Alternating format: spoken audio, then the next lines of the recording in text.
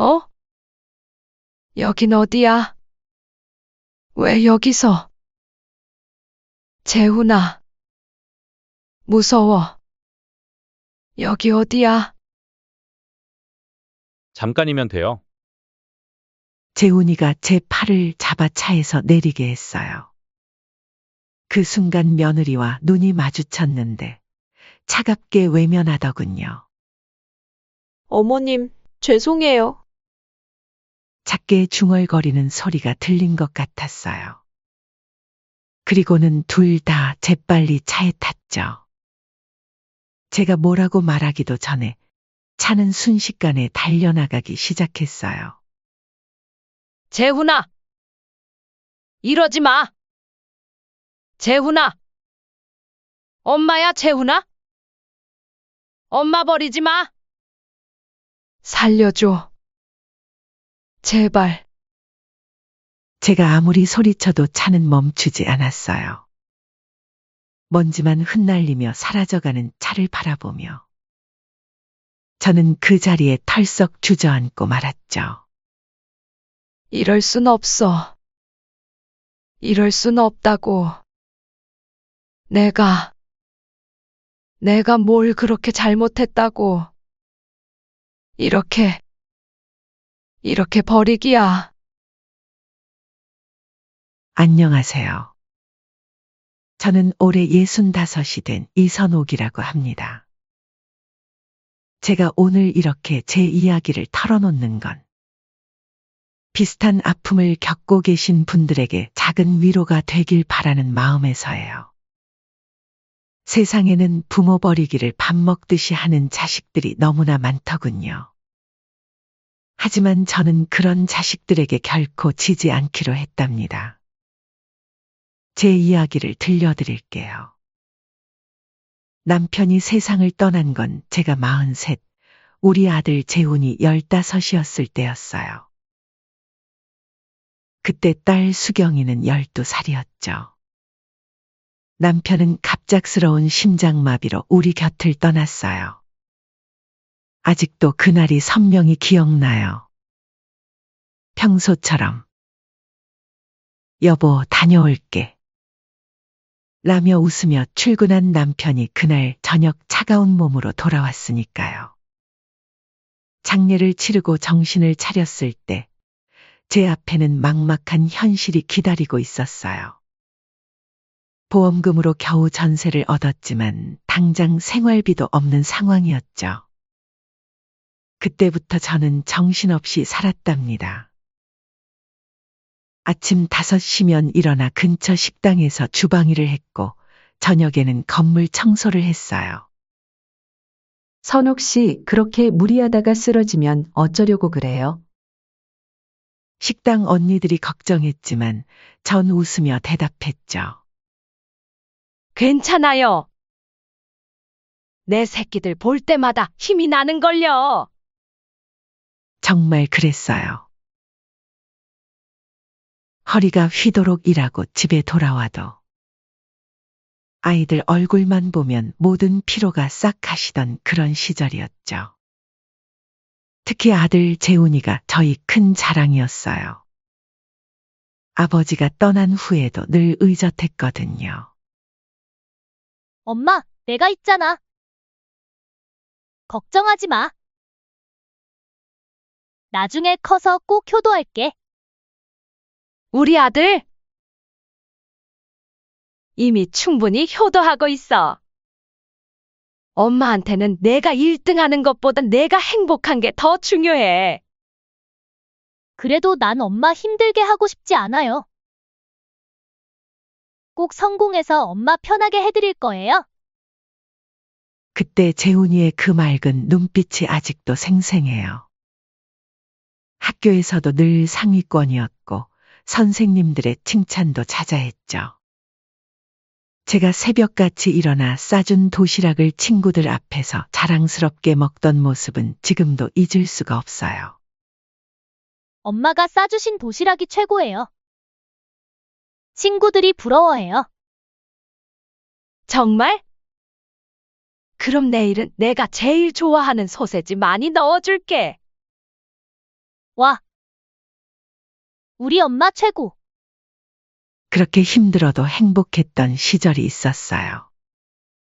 하지만 세월이 흐르고 재훈이가 결혼을 하면서 모든 게 달라지기 시작했죠.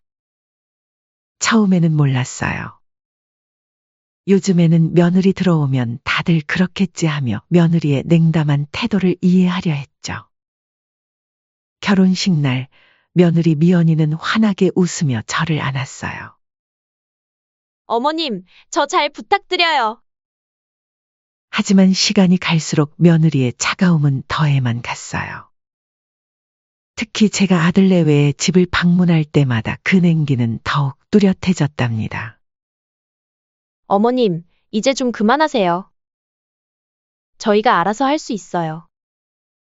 아니야, 내가 우리 아들 입맛에 맞춰 반찬 좀 해주고 싶어서. 어머님, 요즘은 배달도 있고 맛있는 반찬 가게도 많아요. 잘 먹지도 않는데 굳이 이러실 필요 없어요. 명절 때도 마찬가지였어요. 제가 정성껏 준비한 음식을 들고 가면 며느리는 현관에서부터 인상을 찌푸렸죠. 어머님, 제가 좋아하는 게 뭔지 저번에 말씀드렸잖아요. 아니다, 그냥 저희가 알아서 할게요. 음식 싸우지 마세요. 겉으론 공손해 보이는 말이지만 그 속엔 제발 우리 일에 간섭하지 말라는 냉정함이 가득했어요. 아들 재훈이의 변화는 더 큰 상처였어요. 어느 날은 제가 아들 집에 방문을 했다가 충격적인 대화를 들었죠. 여보, 우리 엄마가 또 오신다네. 당신도 좀 단호하게 말씀하지. 매번 이러니까 어머님이 자꾸 오시잖아요. 나도 힘들어.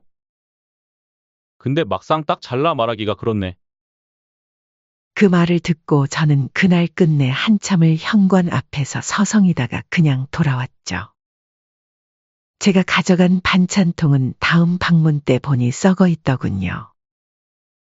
치우지도 않고 방치한 것도 모자라 한 숟가락도 건드리지 않은 거였어요. 엄마, 우리도 바빠요. 이제 그만 가세요.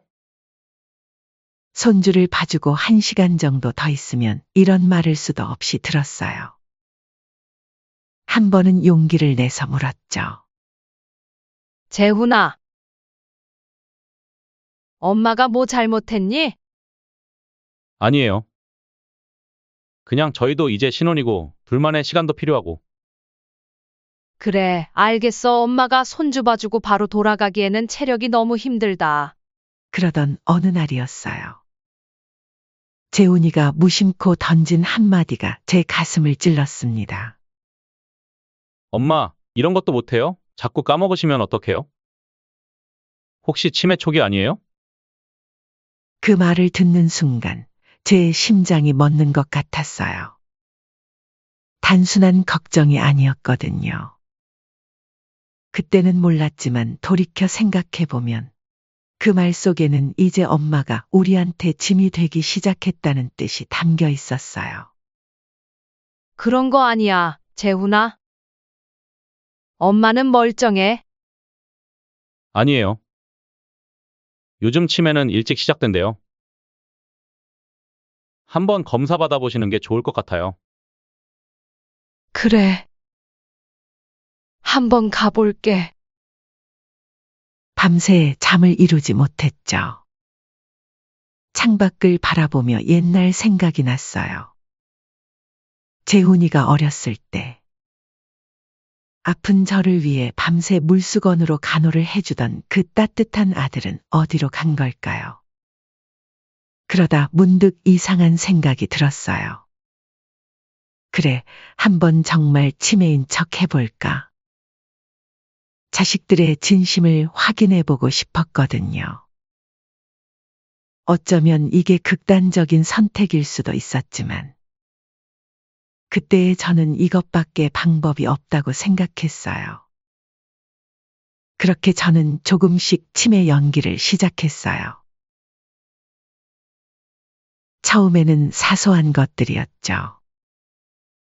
어? 냄비가 어디 갔지? 엄마, 그거 거실에 두고 오셨잖아요. 아, 그랬나? 이상하다. 분명 주방에 뒀는데. 전화를 받다가도 일부러 헷갈리는 척 했어요. 방금 누구였지? 아, 기억이 안 나네. 처음에는 아들 재훈이와 며느리가 당황하는 기색이었죠. 엄마, 괜찮으세요? 많이 힘드신가 봐요. 어머님, 병원에 한번 가보시는 게 어떠세요? 하지만 그것도 잠시. 점점 아들 부부의 태도가 달라지기 시작했어요. 며느리는 노골적으로 짜증을 내기 시작했고, 재훈이는 저를 대하는 게 불편해 보였어요. 급기야 며느리가 입을 열었죠. 어머님, 치매가 더 진행되면 저희도 바빠서 어머님을 돌보기 힘들어요. 요양원은 어떠세요? 요즘은 시설도 좋고, 맞아요, 엄마. 거기가 엄마한테 더 좋을 것 같아요. 전문가들이 계시니까. 그 말을 들은 순간 제 가슴이 무너져 내렸어요. 수십 년을 키운 자식이, 그리고 그 며느리가 저를 이렇게 쉽게 버리려 한다는 게 믿기지 않았거든요. 그렇게 시작된 제 치매 연기는 점점 더 큰 파장을 일으켰어요. 아들과 며느리는 제가 생각했던 것보다 훨씬 더 냉정했답니다. 그러던 어느 4월의 화창한 봄날이었어요. 벚꽃이 한창 피어 있을 때였죠. 아들이 갑자기 전화를 했어요. 엄마, 이번 주말에 시간 되세요? 응? 갑자기 웬일이니? 드라이브 가요. 좋은데 데려갈게요. 벚꽃도 보고. 어머, 우리 아들이 웬일이니? 그동안 제가 많이 못 챙겨드렸잖아요. 미안해서요. 이제라도 효도하고 싶어서. 정말? 너도 일이 바빠서 시간 내기 쉽지 않을 텐데 너무 무리는 하지 마, 아들. 네, 이제라도 잘하고 싶어서요. 미연이도 같이 가자고 하더라고요. 그 달콤한 말에 제가 속아 넘어갔죠. 아무리 그래도 내가 자주 까먹고 치매처럼 보이는 게 걱정이 됐나 보구나. 그래, 요즘 애들 사는 게 힘드니까 부모한테 소홀할 수도 있어. 오랜만에 찾아온 아들의 따뜻함이 그렇게 반가울 수가 없었어요. 재훈아, 정말 고마워. 엄마 너무 기쁘다. 네, 엄마. 이제부터 자주 이렇게 모시고 다닐게요. 그래. 우리 아들. 역시 엄마 마음을 알아주는구나. 전날 밤엔 설레서 잠도 못 이뤘답니다. 새벽 4시부터 일어나 화장도 하고 머리도 예쁘게 하고 깔끔하게 차려입었어요. 손수 김밥도 준비했죠. 날씨도 좋은데 도시락이라도 먹어야지. 혼잣말을 하며 준비하는데 마음이 한없이 설렜어요. 아침 9시 아들 내외가 차를 가지고 왔어요. 며느리의 표정이 좀 이상했지만 전 그때 눈치채지 못했죠. 어머님, 오늘 날씨 참 좋죠? 그래, 정말 좋구나. 벚꽃도 활짝 폈고. 어머님, 옷도 예쁘게 입으셨네요. 그래? 며느리 앞에서 예쁘게 보이고 싶어서 일부러 신경 썼다. 어머님. 그런데, 오늘이 몇 년도인지 아시겠어요? 너네 올해 결혼하지 않았니? 당연히 언제 결혼한지 알고 있었지만 아직은 아들과 며느리의 진심을 확인하고 싶어 치매인 척 연기를 하기 위해 일부러 틀리게 말했죠. 아니에요, 어머니 재훈 씨랑 결혼한 지 10년도 더 됐다고요. 그때 며느리의 목소리가 살짝 떨리는 게 마치 제가 제정신인지 아닌지 확인하는 것 같았죠. 차는 도심을 벗어나 자꾸만 한적한 곳으로 향했어요. 처음엔 괜찮았죠. 우리 어디로 가는 거니? 좋은데요. 엄마가 좋아하실 만한 곳이에요.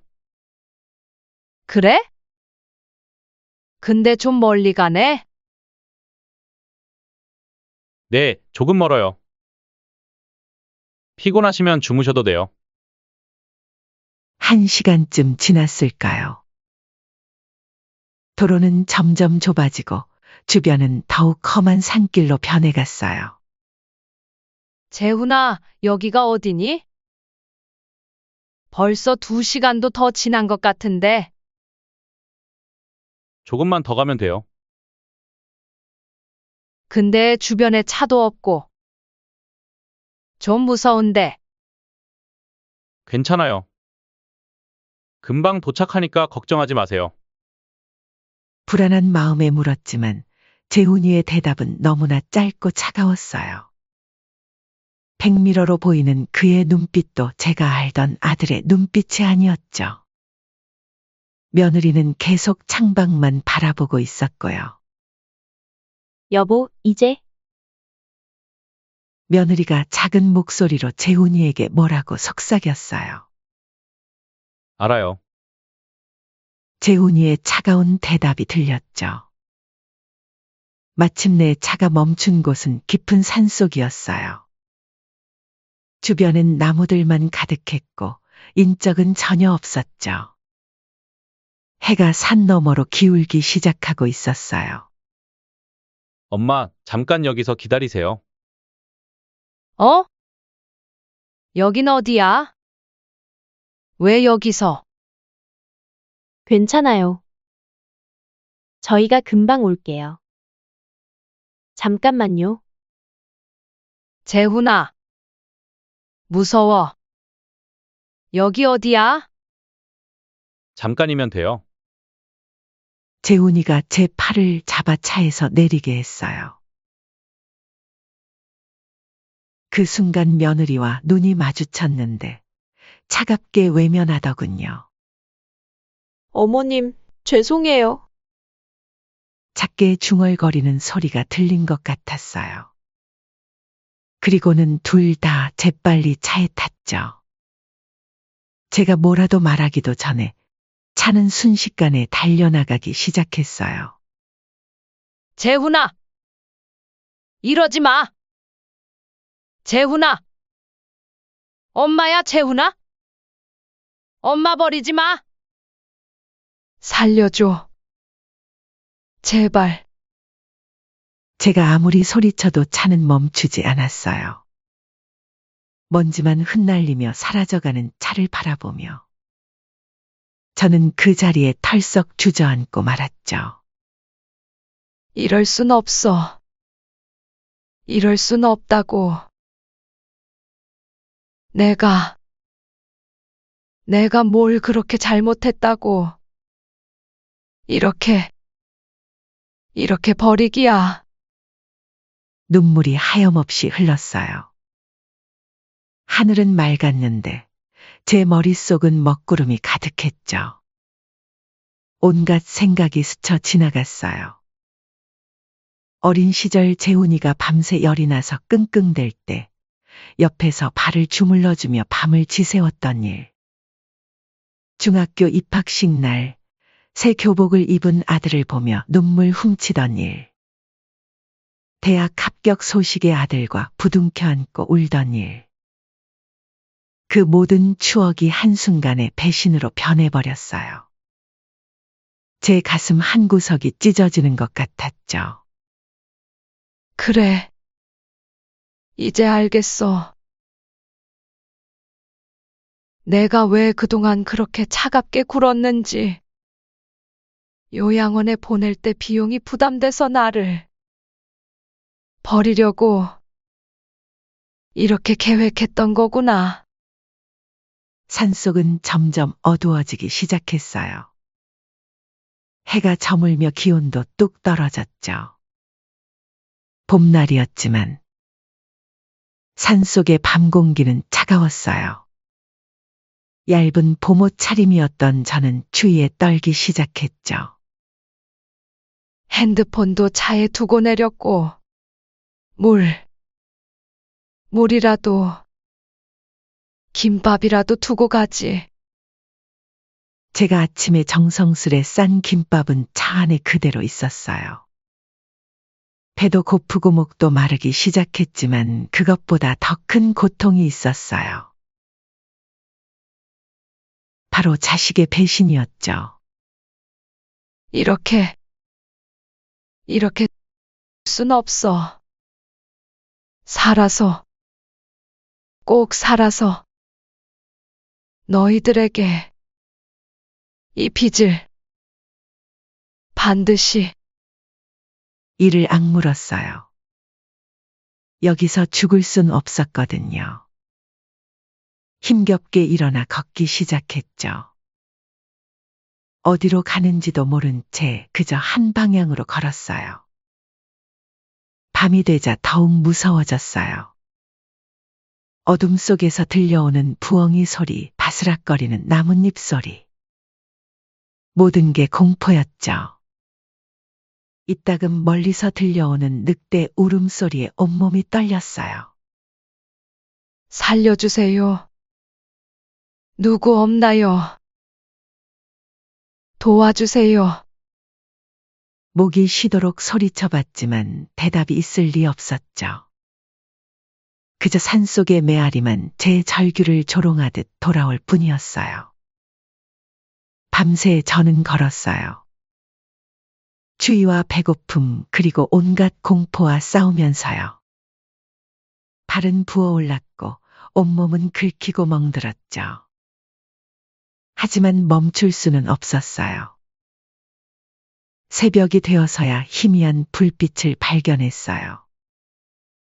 산자락 어딘가에 있는 민가였죠. 마지막 힘을 짜내어 그쪽으로 향했어요. 살려주세요. 제발. 초인종을 누르자마자 저는 그대로 쓰러졌어요. 다행히 그 집의 노부부가 저를 발견하고 구해주셨죠. 나중에 알고 보니 그분들은 약초를 캐러 다니시는 노인분들이었어요. 아이고, 여기가 어디라고 이러고 계셨대요? 말도 마세요. 제 자식이, 제 피부치가. 세상에? 어떻게 자식이?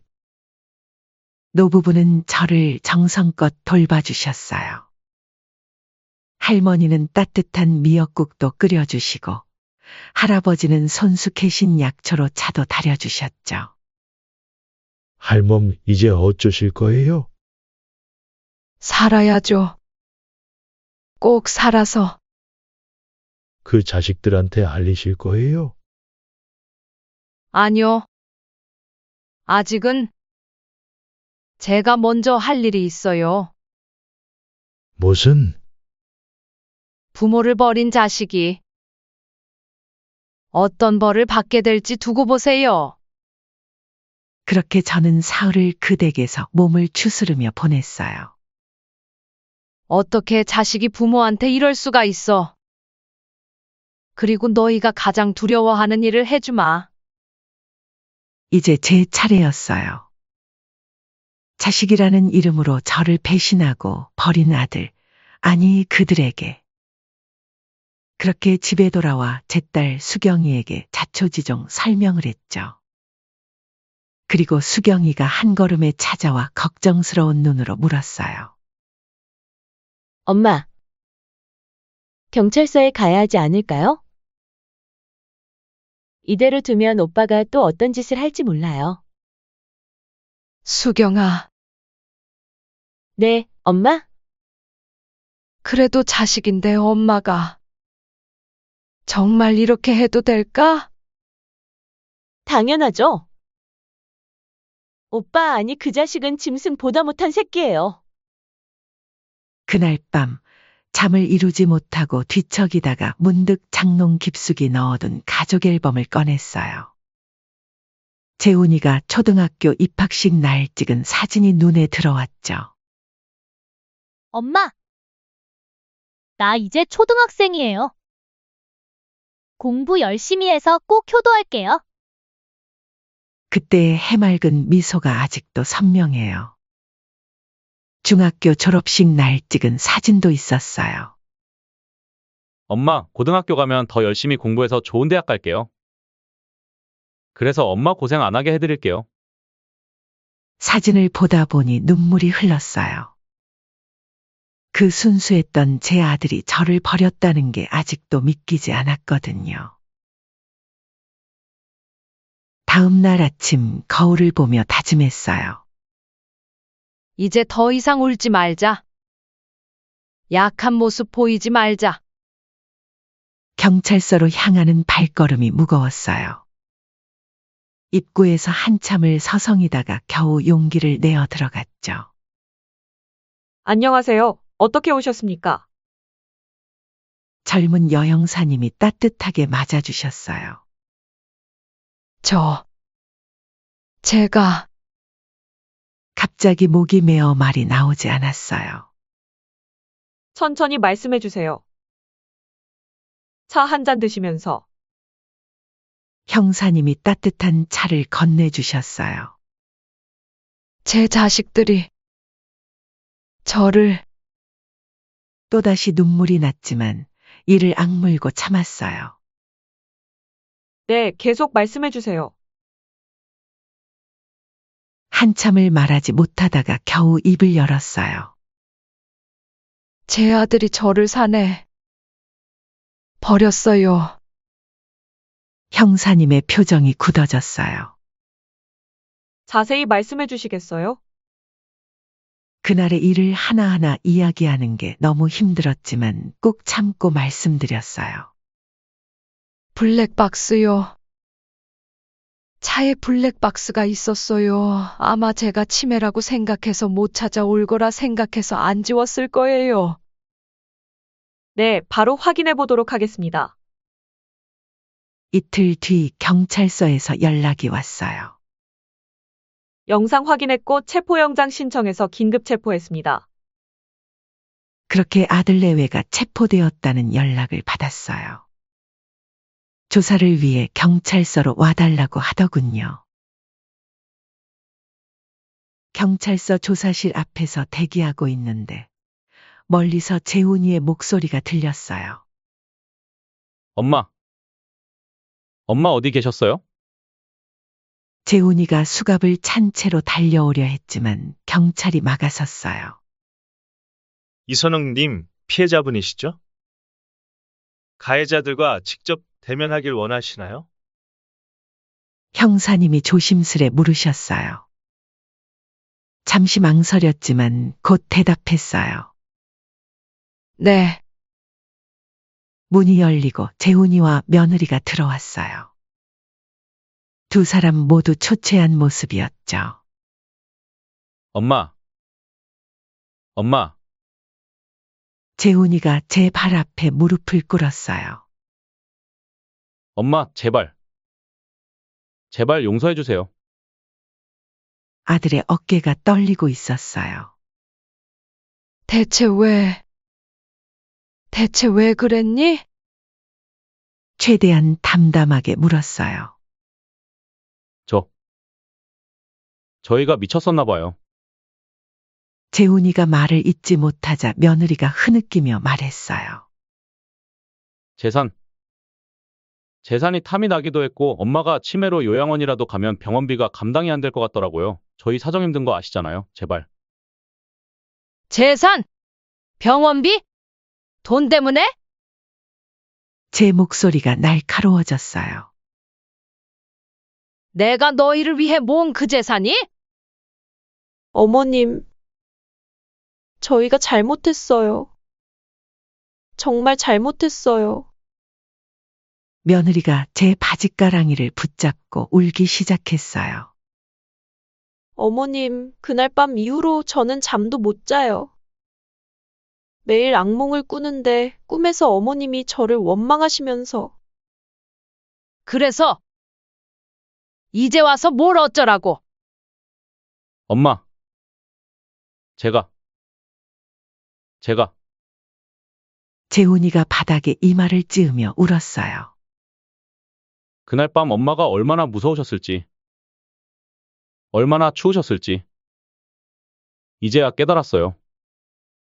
아무리 그래도 그렇지. 어떻게 자식이 엄마를 버릴 수가 있어? 이 상처는 평생. 아니, 죽어서도 나을 수 없을 거다. 엄마, 전 이제 어떡해요? 앞으로 어떻게 살아야 해요? 재훈이의 흐느낌이 조사실을 가득 채웠어요. 며느리도 계속 무릎을 꿇은 채 빌었어요. 어머님, 저희 애기, 손주를 봐서라도 봐주세요. 재훈이가 제 손을 붙잡으려 했지만 저는 살짝 피했어요. 엄마, 저 지금이라도 다 갚을게요. 엄마가 원하시는 거 뭐든지 할게요. 이제 와서. 그런 말이 무슨 소용이니? 제 말에 재훈이가 더욱 크게 흐느꼈어요. 어머님, 저희 정말 잘못했어요. 이렇게라도 벌 받을게요. 며느리가 계속 제 발치에 엎드려 울었어요. 그때 문득 그날 밤이 떠올랐어요. 칠흑 같은 어둠 속에서 혼자 울며 걷던 그 시간. 한 걸음 한 걸음이 지옥 같았던 그 순간들. 일어나라. 그만. 안 돼요, 엄마. 이러고 있게 해주세요. 재훈이가 더 세게 제 다리를 붙잡았어요. 놔라. 못 놓겠어요. 엄마가 저희 용서해 주실 때까지. 여기서 평생 이러고 있을 거예요. 재훈이의 눈물이 제 발등 위로 뚝뚝 떨어졌어요. 며느리도 고개를 들지 못한 채 계속 흐느꼈어요. 어머님, 저희가 어떻게 하면 용서받을 수 있나요? 순간 가슴 한켠이 찡해졌어요. 밉고 원망스러웠지만 그래도 내 자식인걸요.